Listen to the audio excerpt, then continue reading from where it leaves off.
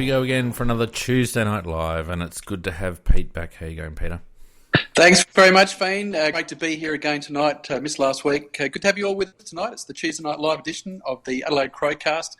Massive things to talk about. There's a huge game coming up against Geelong on Friday night, and also a fabulous win on Saturday night against the Freo Dockers. Joining us tonight will be Nikki. How are you, Nikki? Very well. Bit cold, though. Yeah, it is pretty cold, and it's certainly pretty cold on the eastern seaboard as well. And, of course, Fiend's here with us as well. Great to have you both with us, and we'll just chuck straight into a little bit of news from around the AFL with Nikki's news.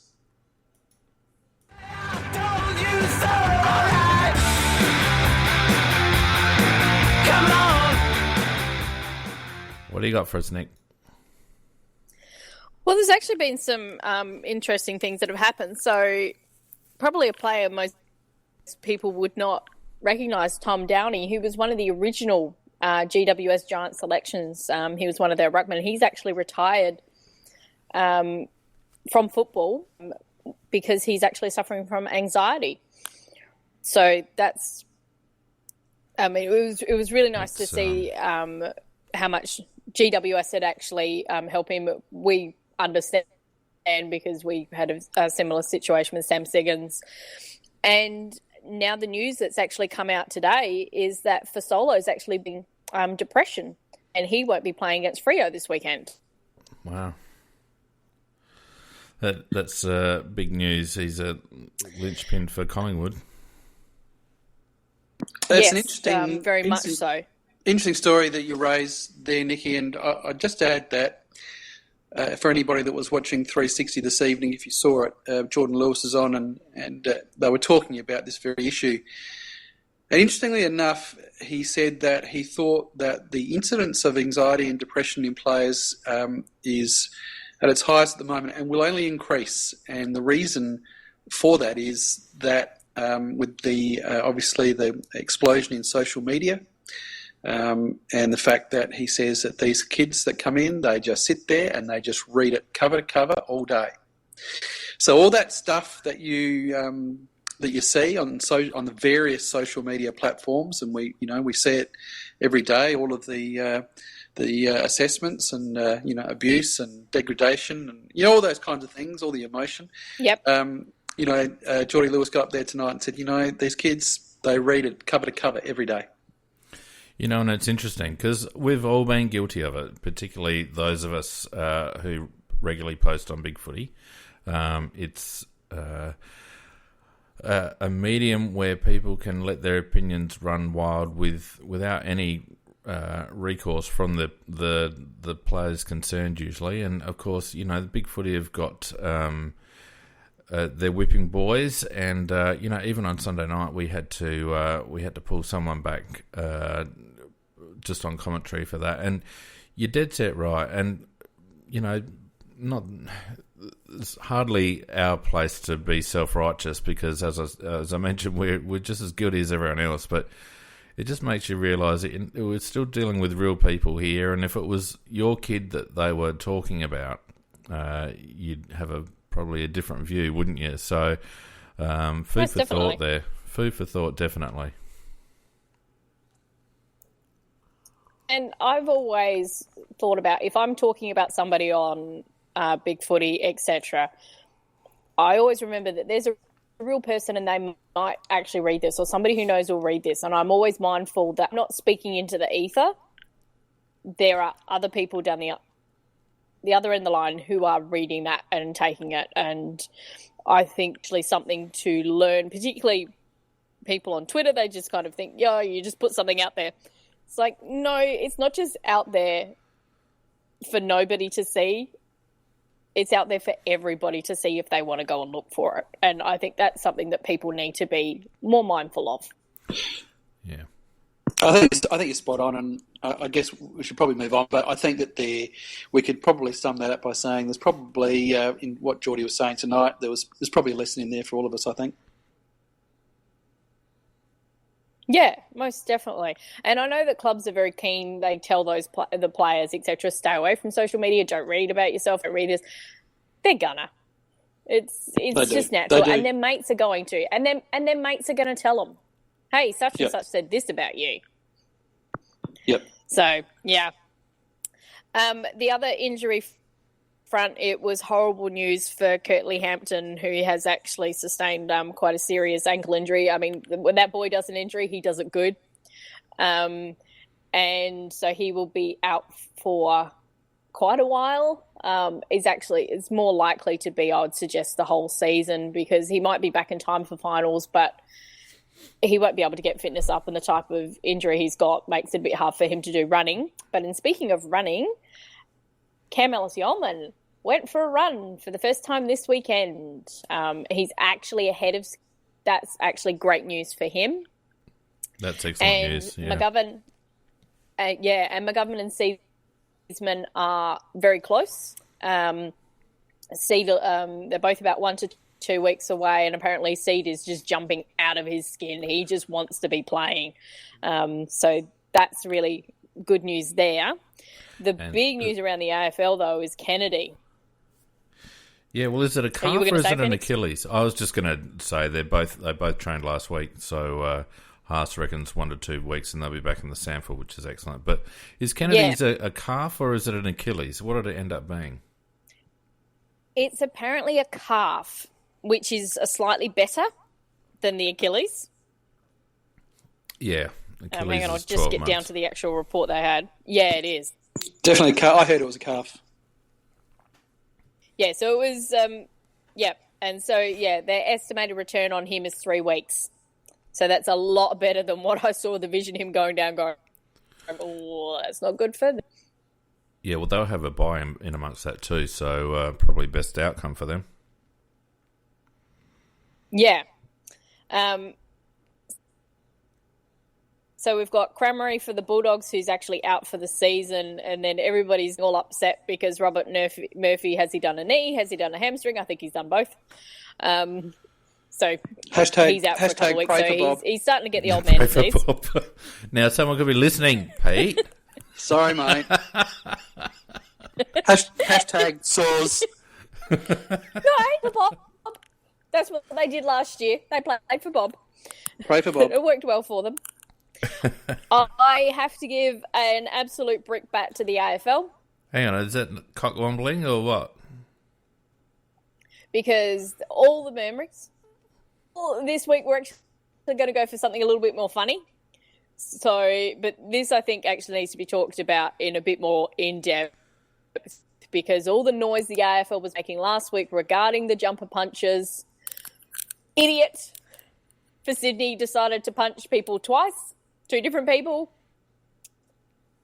and he just ended up with a fine. Well done, AFL. Insufficient force.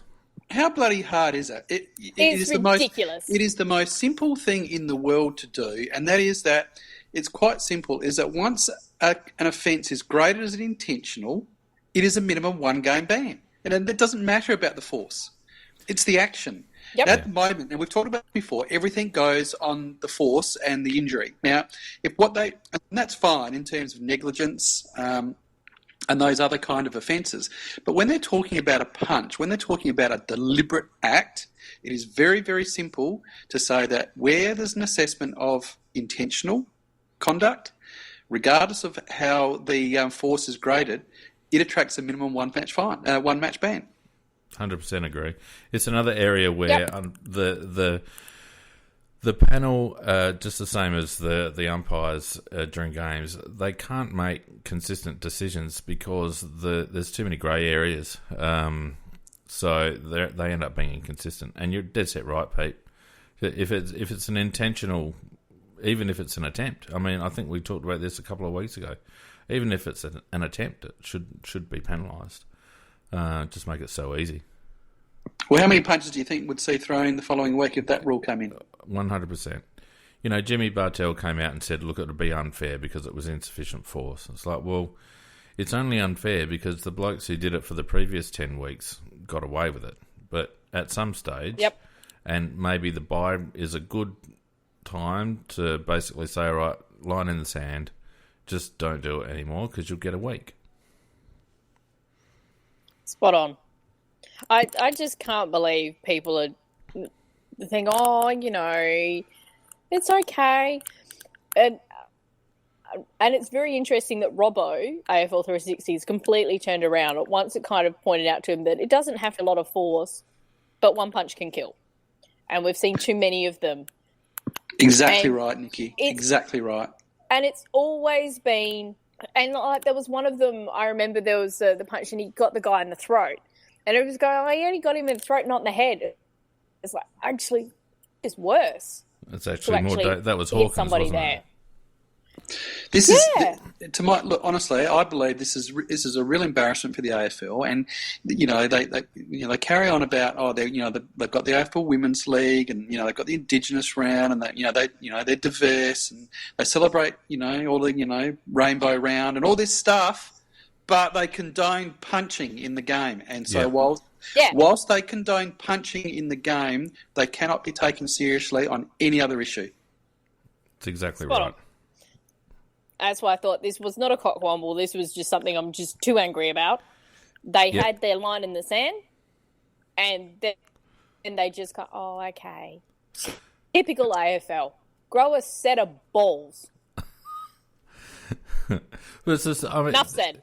It's not even about balls for the AFL. They just they are incapable of being decisive. They're too afraid of putting someone offside. Offending somebody. And the deliberate rule is another one where, again, we've seen another example this week of a player getting done for deliberate, where to the absolute letter of the law, it was correct, but in the spirit of the game, there's no way that lad should ever have been penalised for deliberate rush behind. It's not why the rule was brought in place. It was brought in place to stop the stepping over the line that Hawthorn and to a lesser degree Richmond did do years ago. But just because Toby Green pulled up, that young lad was not... It wasn't Toby Green, but it was other Green. It was, what's his name? It was Green, but he plays for Essendon, not Toby Green, who plays for GWS. What's his first... I always forget his first name, that guy. Anyway... Just because he pulled up... I don't know, he's just green, and he's not as good as Toby. They're not running around with rear view mirrors on, and he would have had pressure, and yes, the AFL said, well, it can't be perceived pressure. Well, then clearly the people making that decision haven't played, because perceived pressure is a real thing when you're playing football, and just because a guy backs off in the last 5 steps... doesn't mean that the other bloke's not under pressure. It's just stupid, absolutely stupid. And it's such a ridiculous look for the game. And I reckon that with rules in the future, there should be a simple measure. If you can't explain a rule to a foreigner, then it's stupid. Shouldn't be in there. It should be the simple rule. If you can't explain it, then it's stupid. If you actually think of that particular instance... He actually started behind Green. He had to sprint past Green. So he had no idea. He thought he would still be with him. And Green gives up the chase and starts looking around at the umpires appealing. Yep. That's right. And this is where it gets stupid, Pete, because it's the same with the deliberate out of bounds rule. It's actually the wording, and I think we talked about this the other day as well. The wording is insufficient effort to keep the ball in play. So now we get blokes shepherding the ball out of bounds, appealing for a free while it's rolling out. And my argument to that is, well, that bloke should be penalised for not trying to keep the ball in. But we've got the same situation now where Green basically backed off so that the umpire would see that the other guy is actually not under pressure, and he's backing off and appealing to the umpire. When we start getting players that are appealing to umpires for frees, which is basically, it's the equivalent of appealing for a leg before wicket, right? Because you're asking the umpire to make a decision. And in our sport, we shouldn't be asking the umpire to make a decision. We should just be playing until the umpire makes a decision. Absolutely spot on. Couldn't agree more. It's such a bad look for the game, and I hate it. I hate it. They're all standing around with their arms up. I hate it. Yep, it's ridiculous. It has brought out something funny though, because I deliberate, and my father next to me just goes, insufficient care. Because that's basically what the rule is now. It's not deliberate anymore. It's insufficient care. Can we just find sounds something? rid- Can we find something to disagree on tonight, because this is getting a bit boring? We've been in furious agreement for the last 20 minutes. And Do we need to say the M word? there needs to be something. The what? The M name? Well, with Essendon have denied that they went after Dusty with 1.6. Yeah, 1.6. Yeah, they said they haven't offered that to him. Yeah, but they might have offered it to his manager. Yeah, well, The wording, yeah. the wording was very interesting. Really. Any final rounds there, Nikki? Because as we move towards perhaps having a look at the Adelaide Freo game on the weekend. No, I've got some fun stuff for the Cockwomble though. Jesse Hogan's back early, Yes, I saw that. so that's really good for him great and his news. family. Oh, that's great news. Yeah, he's ahead of schedule. Apparently the surgery was more than successful. I don't know whether that means he's now got an extra testicle, but at the very least, he's Or is the one he had. How can an operation be on your nads be more than successful? Like what, they chucked another inch in, or what's going on? I don't understand. But Okay. the good Moving news is that he's back. That's good. And on news. that, we actually know that he should be able to get back playing football quite well because Edwards did quite well. Yeah, that's right. Right, plenty going around the AFL as always, and I think we'll move forward now and have a look at Saturday hang on. night's game. Hang on, Sorry. one more. Sorry, Peter. I'm very sorry, but this is very important. Wayne Miller gets Rising Star. We didn't even, come on, Nikki. Whose segment is this, for God's sake? Jeepers. Yours.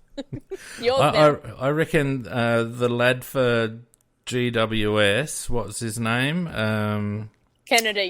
Kennedy, pretty stiff, to be honest with you. Pretty stiff. I think what happens though with the Rising Star, I think they tend to give them out based upon cumulative performance. I don't think they don't often give them out just for a one-off, and I think that Miller has sort of been without really putting together a superstar game. He has been consistent. He's held his place, and I thought I mentioned to And to go 88%. Yeah, I mentioned to someone who was sitting with the footy on Saturday night. I thought, 16 possessions, 3 goals. I really think that tonight's his night. I think he'll get his Rising Star nomination this week. I really believe that he would. Yeah, I get it. It is usually on a body of work, but that Kennedy was very good. Kennedy's performance was instrumental for GWS, and I reckon they might have actually inked the vote before the end of the round. And right. Anyway, hopefully he does get one because he deserved it. But Miller deserved it as well. Best game, I reckon, for the Crows for probably since his debut, I reckon. Hard and tough, and hit the scoreboard. And even though he faded a bit towards the end, I felt it's the best game we've seen from him at that level. Yeah, I agree. I thought he played very, very well. All right. Well, that actually gives us a good entree to have a look at the game from Saturday night. I thought the Crows were pretty strong. I missed the first couple of minutes because I was hiding under my coat, so I was sitting outside and got an absolute bucketing down there from the rain. It was just horrendous, and I missed a little bit of it. And we had a conversation who was going to get first goal, and when I put my head up and I saw Josh Jenkins kick that goal, I was jumping up for joy, and I thought I'd won this. Josh Jenkins has kicked the first goal, and someone said, no, Sloane's kicked the goal a few minutes ago. But that's the thing, I just didn't see a thing. But it was a good performance by the Crows. I thought Freo would be a lot better than that. They weren't allowed to be by Adelaide. So I think plenty to like, but obviously, as we all know, this week is the acid test. Definitely. Yeah, I think that's what a lot of people are forgetting, because they look at the end result, and probably about 10 minutes after the start of the first quarter, Freo just capitulated. But they weren't too bad at the very start. Then it absolutely started pissing down. And we'd been hunting them. We actually put that pressure on them like we did against GWS. We were back to that pressuring the contest and pressuring the ball carrier. And they just didn't handle it well at all. And then when the rain came, it was just even worse. speaking of that pressure, and I did get a good view sitting close to the boundary at a couple of stoppages, and Hugh Greenwood hurts people, and I saw that close up. He hurts people, and he is some kind of force in and around that clearance. And I was very interested to read Don Pyke's comments after the game, where he singled Hugh out. That he thought that he had a very influential game. Influential, yep. I think that's really, really high praise from a coach like Don Pyke to come out and for him to say it was an influential game. He made room in and around the clearances, and as I said, there was some real body noise coming out of clearance when he was around. He's exciting, Pete, isn't he? It's the first time I've seen. Obviously, he's only played 2 games, but seeing him live, and you're right. It's a good description. He creates space in and around the contest, and his clean hands at ground level, like at his feet, were fantastic. And some of the gives that he gave out on Saturday night were excellent, and obviously he was cooked towards the end. He only had 60% game time, so there's a bit to work on in terms of his fitness, but he's going to be something special. Yeah, I think Nicky, you and I have been on his trailer for a long time. We've both seen him at SNFL level, and we've seen him do this at Nicky, haven't we? We've seen him do this at SANFL level, where he's in and around the contest, and even at SANFL level, he didn't always get a lot of possessions. I mean, he has this year. He started to push up to 20 odd possessions. But even for even if you think of this year, him being your key midfielder, your frontline midfielder in the SANFL, he was still only getting 22, 3 sort of possessions. He doesn't get a lot of possessions, but what he does do is he gives you a real presence at the coalface, and he really showed that again on Saturday night. Well, it's what we were hoping from Cam Ellis-Yolmen this year before Cam did his knee. That slightly bigger body inside, and I would no disrespect to Cam Ellis-Yolmen, but I reckon Greenwood's got a couple more tricks in his bag. As you say, Pete, his tackling is excellent. He makes them stick and he makes them hurt, and he hits the scoreboard. Although Cam does that as well, but he just looks a little bit more polished. So hopefully they can manage him through and he maintains his spot in the team, because I reckon he possibly adds the dimension that we were missing in our midfield. That said, I thought Fremantle played against us the way we played against Melbourne and North Melbourne, in that when it got tough, we just didn't have an appetite for it in those 2 games, and I felt like Freo didn't have an appetite for away from home in the wet once it got down and dirty. And then they really didn't want to turn up after halftime.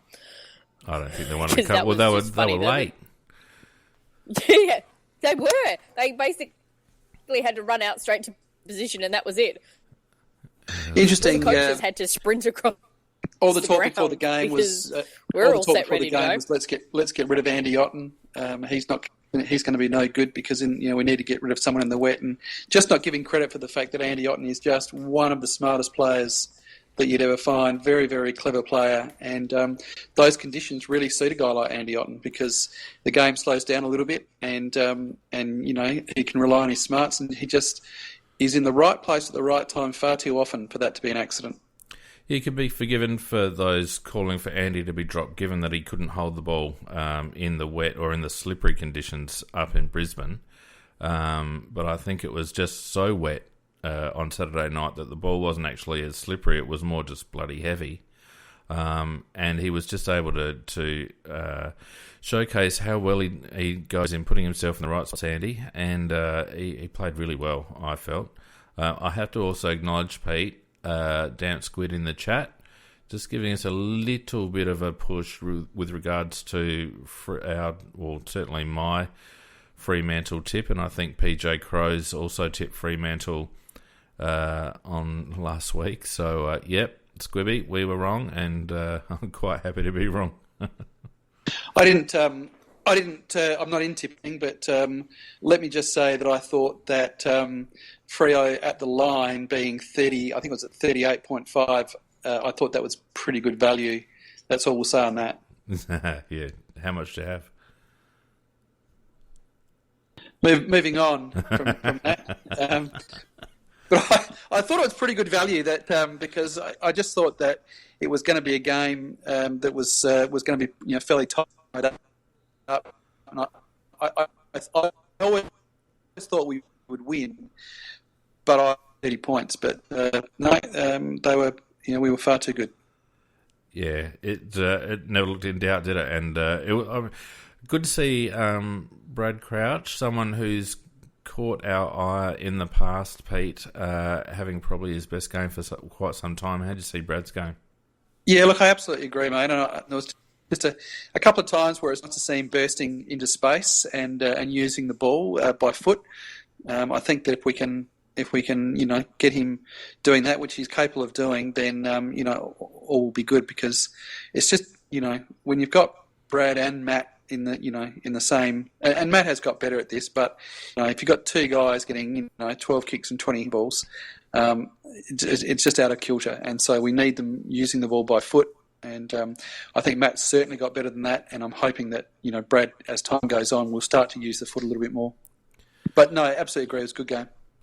I really liked Matt's decision making in terms of his kicks that he was doing on Saturday night. Some of those were really first class. Yeah, it was really good to see him in those conditions be quite decisive with his disposal. It's what we've been crying out for from him. But without moving on to the next game, the test will be whether he can do it under real pressure, which is what he came up against Melbourne and North, and fell back into the high handball stat. So we'll see, I guess. Any other observations from the game? I think that what I did like is the fact that once we had the game by the scruff of the neck, just after half time, we really put our foot on the throat and to push for that 100-point win, which was the first time in Ross Lyon's career that he's had a team beaten by 100 points or more. I thought it was a good effort, and I did want to raise one thing though that I thought was interesting, and that is that Andy Otten seemed to me to play a fairly true traditional centre half forward position. Josh Jenkins slipped back into his familiar role, running back towards the goal square and then relieving in ruck. Just not quite sure where that left Tex Walker in terms of the structure, and interesting that he only got 6 possessions and a goal. I wonder, could it possibly be that we're trying to just nurse Tex through a few rounds and not giving him too great a workload in game? Are we good enough that we can afford to do something like that? That's an interesting point, because we did discuss this on Sunday as to, was he carrying an injury? Was he out of form? He was taking Johnson away from the play as well. As I pointed out, that Johnson is their main intercept mark in that back line, because he's pretty much their only decent defender. So Johnson had to go to him. So he was doing that in respect. But that's a really interesting point you're raising there, Pete. Yeah, it's I'm not quite sure with Tex. It's funny, he started off in the blaze of glory this season, and he's dropped off probably the last couple, but he's still top 10 in Coleman. He's still top 10 in average goals per game. He's head and shoulders, assists. Yeah, head and shoulders above any other forward for goal assists. So he clearly impacts the game, but certainly the conditions on Saturday night didn't suit him. Pete, I still think that there's some mental demons with his knee, and I think that conditions like Saturday night get in his head a little bit, because I noticed that he started going back to that going up one-handed for marks in contested situations. Didn't look terribly mobile, didn't look comfortable moving laterally again. Whether it's the conditions or whether he is carrying a little bit of an issue there with the knee, he still looks too heavy for mine. Whereas funnily enough, a month ago, I didn't think he looked too heavy, but on Saturday night, he seemed to look heavy again. So I don't know. It's an interesting one. But structure, as you say, Pete, we got a lot of key tools to fit into that forward line, and I felt like when we had McGovern in there, there was enough points of difference because Mitch is just as strong at ground level as he is in the air, and he tends to be that come over the top type player rather than, the lead up sort of player as such. But with Andy there, who doesn't lead hard, he tends to put himself in spots, and whether that's kind of crowding up Tex, I'm not quite sure. It was very... Pete, did you actually watch AFL 360 on Monday night? Did I? Yes. And Chris Scott was actually asked by Robbo about our forward liners, and they were asking him, and he did actually ask him specifically about why we're so good in our forward line. And Robbo made the point of, is it because they're selfless and tend to share it around, etc. And Chris Scott's response was that we have 6 or 7 guys who play there, and we've had continuity. They've played together all the time. And he said, well, we've got 4 guys we want to play in our forward line, but we can't get them on the park. And I felt like going, well, McGovern's not there right now. We've lost Jenkins for a while. We haven't had Tex for a bit. So what's he kind of... Is it that we've actually got greater depth then? Yeah, I think I made a bit of a dick of myself there, to be honest, because the way that I heard that, what was said is, I just heard Robbo say, "Why are Adelaide so good? What is that? What is it about Adelaide? What have they got that's so good?" And then I heard Scott say, "Well, they've got 6 or 7 players that really play that are good players and that play their role." I didn't hear anything about any specific reference to the forward line. So I put out a tweet about forward.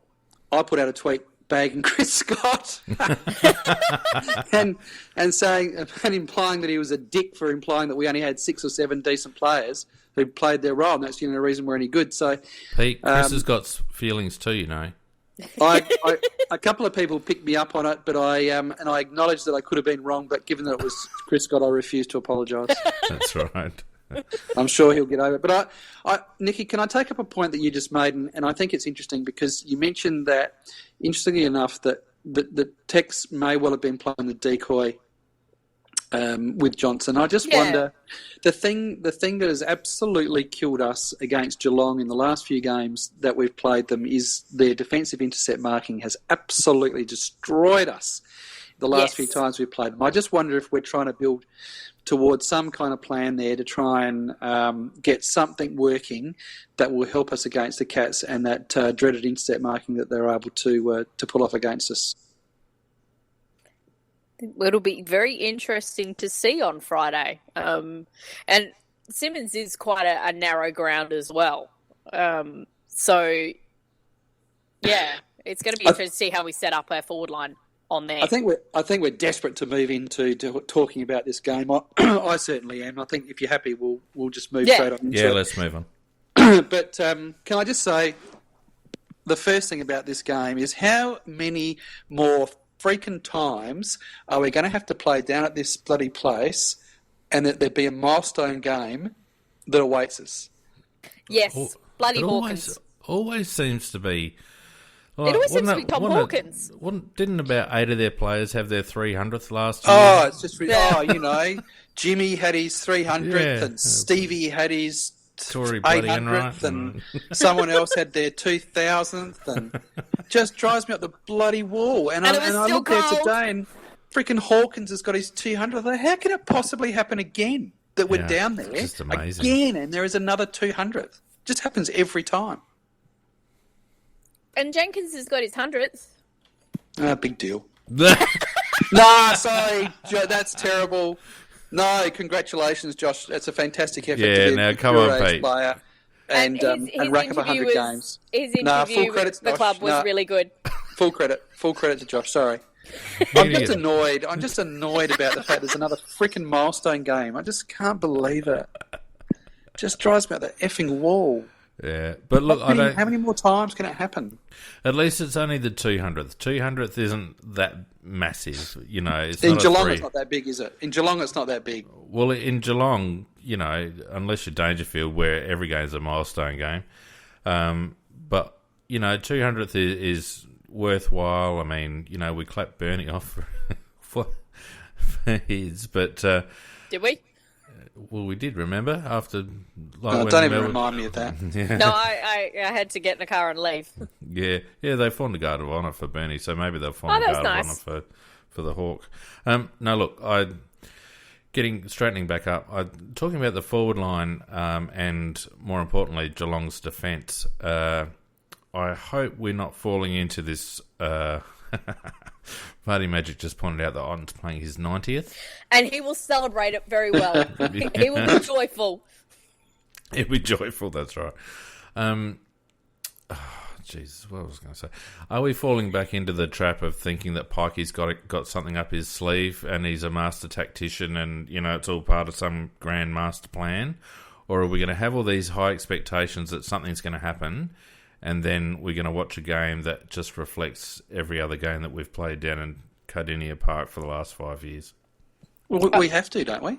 I mean, as a supporter, you have to have some kind of hope that against a team that we've lost 7 of the last 9 against, including our last 4 by an average losing margin of 33 points, you have to hope that your coach has got some kind of plan in his kit bag to take down to that shithole.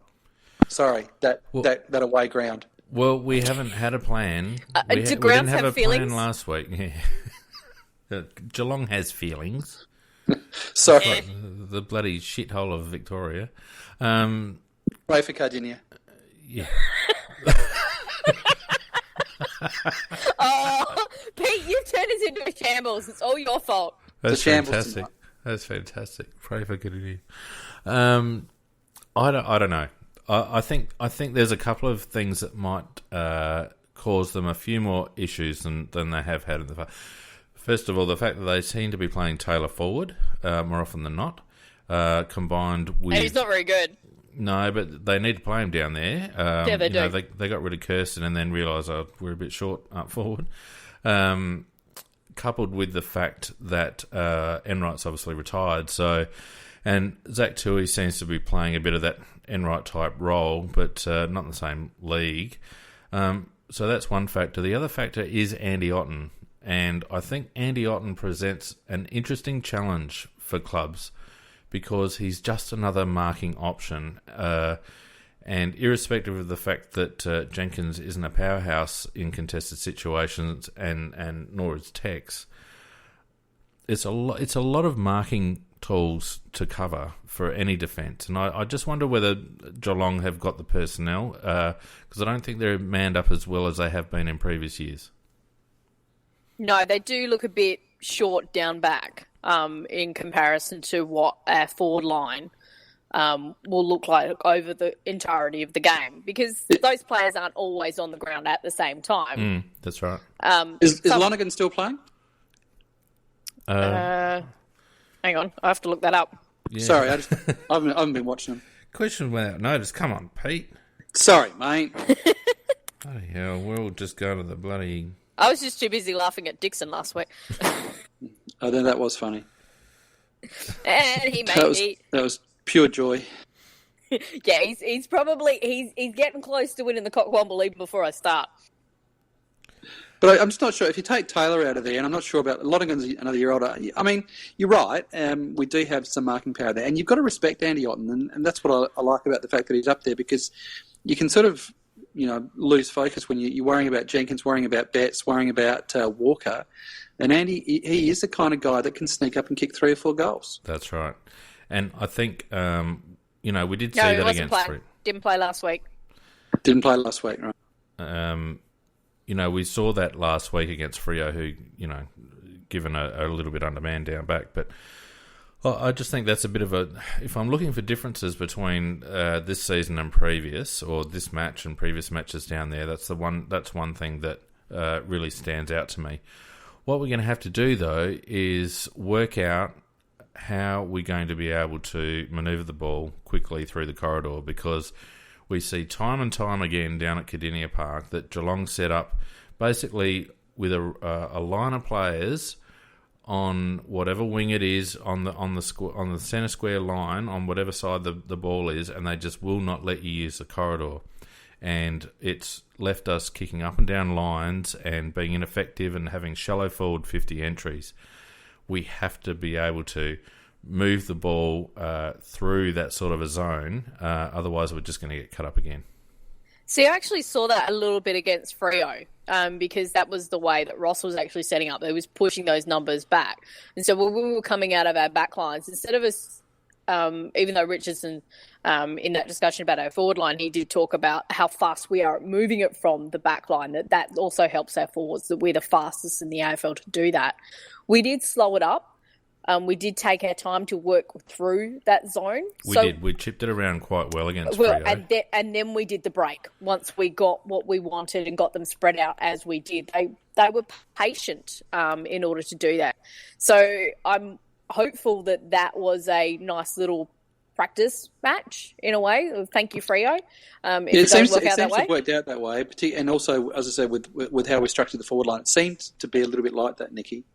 Yeah, I don't know whether that chipping around works against Geelong though, at Cardinia Park anyway, because to my way of thinking, you need a bit of it's hard to get separation. You need to go direct. Yeah, it's hard to get separation simply because the ground's too narrow. So it's very easy to cover switches. And I just recall the last time we played down there, it stuck out like one of Jesse Hogan's extra testicles that they would just... Sorry. Very shout out to Jesse. Oh, no. No. What? Hashtag no. Yeah. Hard nut. Yeah, Geelong would just basically move from side to side, and they would guard that corridor with 3 or 4 players along each wing. And it just doesn't allow you to switch and get any sort of mismatch across the ground to be able to move the ball forward. So whether we're going to try and slow the game down and try and pick through them that way, or which is what we essentially did at times with Fremantle, or whether we're going to try and use our perceived marking advantage and kick the ball long. If we do that, we're going to get hammered, though. I think that, for me, it's a really, really boils down to the really, really basic fundamentals where we have these games against teams that apply pressure to us, and what we see in some of the horror performances we put up over the last sort of 6 to 12 months is that we have whole quarters where we literally don't touch the football, and we just don't get hands on the ball, and it's just embarrassing. And we've seen it a number of times with this side, and we all know which games we're talking about, and we've seen it often. And so the litmus test. Did you hear Ross Lyon talk about the litmus test? That was bloody funny. Anyway, we gave them a test. They got an F. Did you see that, Presser? No, I didn't see it. Someone said, do you think that next week's game is a litmus test? And Ross Lyon looked at the guy and said, what, litmus test? He said, what actually is a litmus test? Can you tell me? And the guy said, well, it's a test to see that means that it's really important. And Ross said, oh, okay. Yeah, it's really important. I do like It was the Ross. funniest thing you ever seen. Just Ross Lyon. He's a dry bugger. It was hilarious. But anyway, it is a litmus test, this game, and also to see as to whether in an away game, in that kind of environment, in a hostile environment, against high pressure and against quality midfield, we need to be able to see that we can, at the very, very least, break even and get our hands on the ball. Yep. That's all I want to see. Yep. That's exactly right. And we need to do it early, Pete, because you get behind at Cardinia Park and you're pushing you finished. poo uphill. And we need to throw everything at the first quarter. And, if we're minus in stoppage clearances and centre clearances and contested ball, those 3 stats are going to be key. Everything else, even the score to some degree, is secondary to those three stats, I reckon. Because if we get those three stats right early, the score will look after itself. But if we start cold, we're in danger of another blowout, which we won't be able to come back. And speaking of their midfield, hands all those in favour of a tag on Selwood? Oh, absolutely. Yep. No question. If we don't do it, it's negligent. And I think by the presser today with Campo and Miller, that he was, because Joel actually came out and said that Scott is going to take Sloaney, and when that was said to Campo, and he's just smiled when that's happened. And they asked him, are you going to possibly tag one of Selwood or Danger? Now, he didn't give anything away, and he said, I'm not going to give anything away. And they tried to, they named Laird. He goes, oh, yeah, he's done that. And he actually did mention, though, that we had a number of guys over the pre-season doing that type of work. And that's something that we could consider. And he's just got this little smirk on his face as he says it. So I kind of took out of that, we definitely got a little plan in place. Do you know who I'd like to see tag Joel Selwood?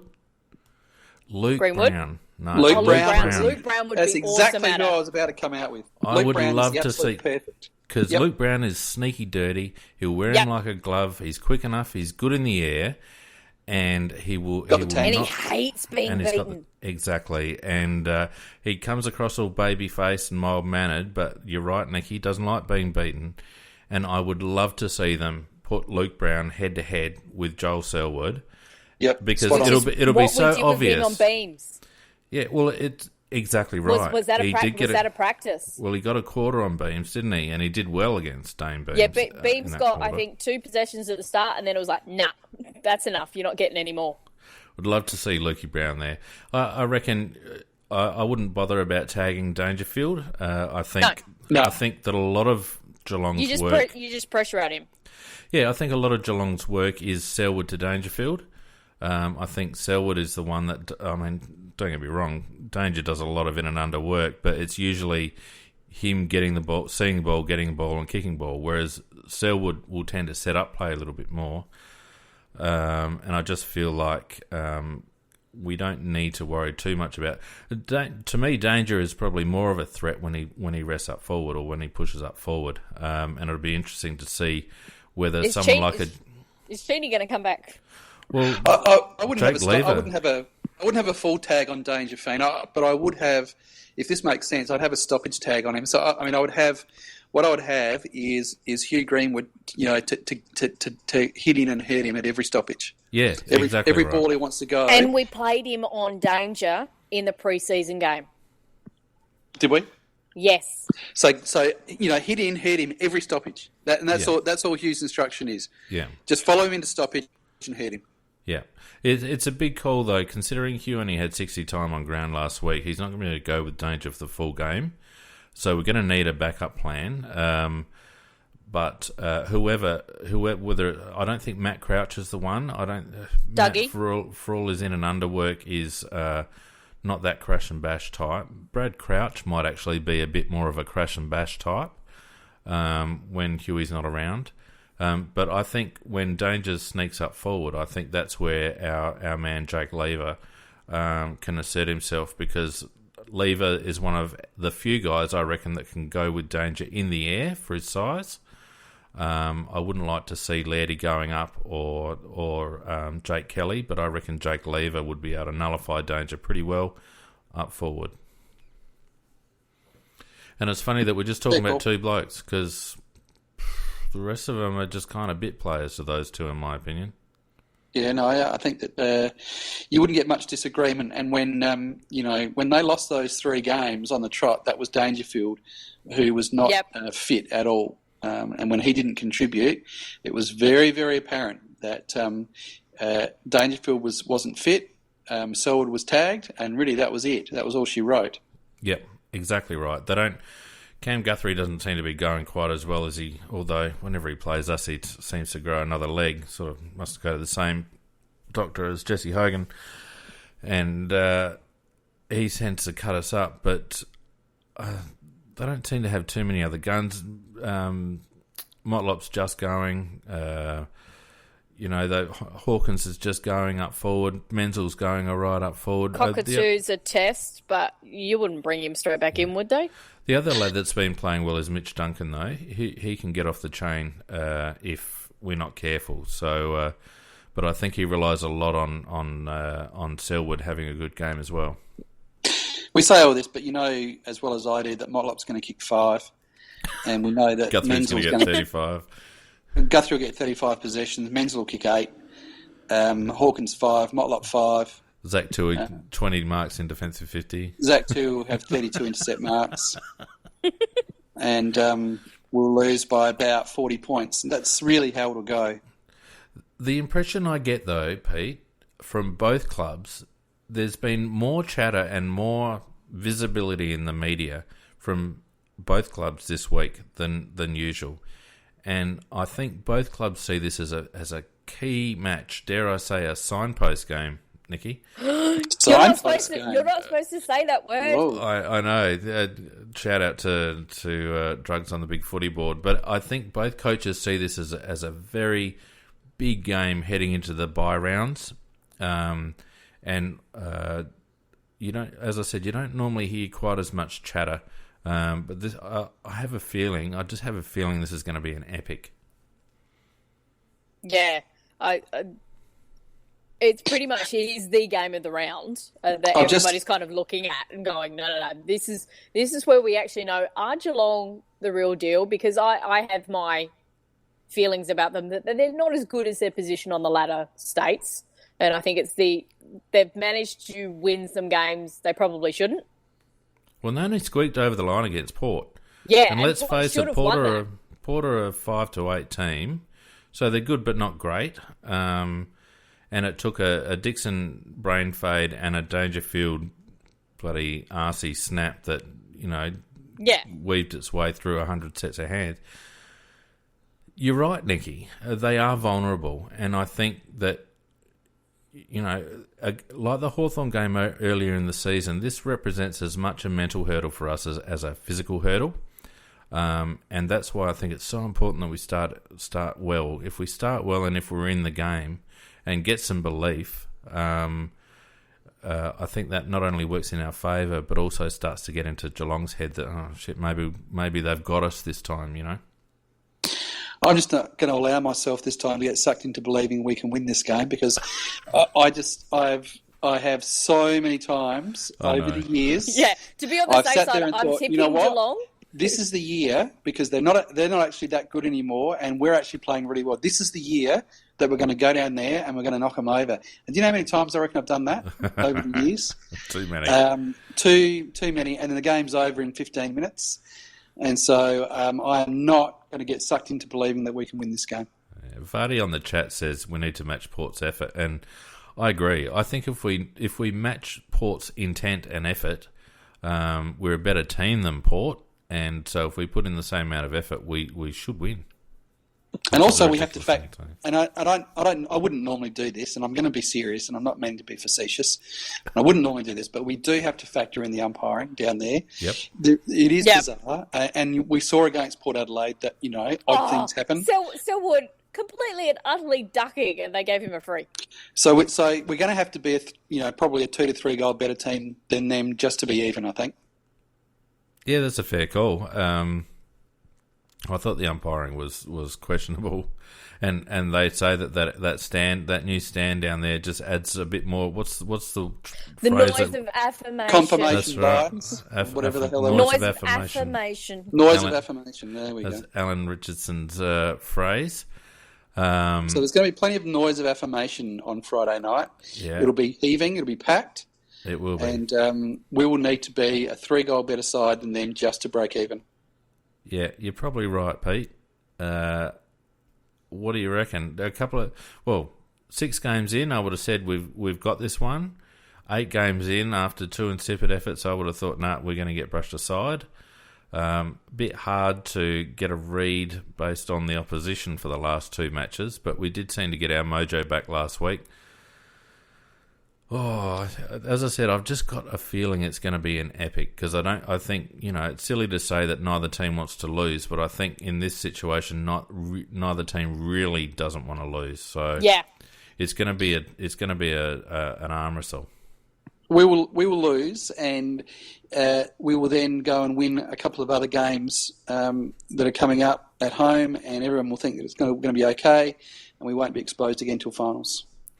Well, no, I disagree with that. I think in the last couple of games, we've had games where winning doesn't actually achieve anything. Losing, like we're on a hiding to nothing. Whereas I think this week, like let's be honest, Geelong don't lose many games at Cardinia Park. They've beaten some very good teams at Cardinia Park, and not that I want this to happen, but what I don't want to see is a blowout.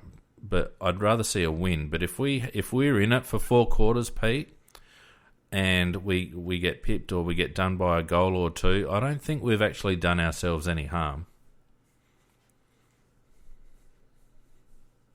I mean, that's a fair comment. But, I mean, if we go in there and lose by 30 points, then to me it's just another long line of insipid performances when the heat's on. And I agree. And then all that we will do is we'll sit and wait for it to happen the next time when we're pressured. Yep, I agree with that. I think you're right. But if we're in it till the end, a bit like if we had a loss like the Port loss last weekend, you'd be disappointed. But I don't think you would then have the right to turn around and say, "Well, we didn't stand up to the pressure," because those sort of games can go either way. Oh yeah, I agree with that. All right, we probably it's going to be fascinating. I will be tipping Geelong. Tips from you two? Yeah, I'll tip Geelong because if we win, it'll be really good then. And if we don't, then my tips are going to look slightly better than what they have for most of the year. Crows by 6 goals. Whoa! Hey! Here we go. And that's actually a very, very opportune time for us to bring in the cock-womble of the week. Steady on. Hey, do you know the last time wow, you're banned. You're out. Get out. Do you know the last time I felt? Do you know the last time I felt this confident about a game? Yeah, when you picked North to beat us. No, West Coast last year. Okay, yeah. Ooh. Yeah, I've got that feeling for what it's worth. Anyway, I like your feelings. Didn't they pump us? No, we pumped them in the second half. One we beat I'm talking about the one in Subiaco, Pete. Halfway through the season. Yep. Yeah. Anyway, here's my theme song.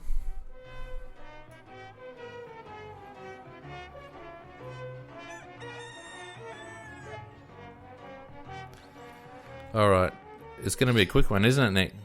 Well, yeah. So we'll just start off with some bit of stupidity from the AFL selectors for their media team of the week that had no Crouch, no Atkins, and no Lever. They did get Otten in for the first time ever, but seriously, any one of those three probably should have been in as well, particularly Lever for his efforts, which was then topped off on Saturday night on Bounce, where Danny Frawley, in naming his best defenders for the week, Lever didn't even come into contentions with all that punching that he did, which apparently that's what Danny loves.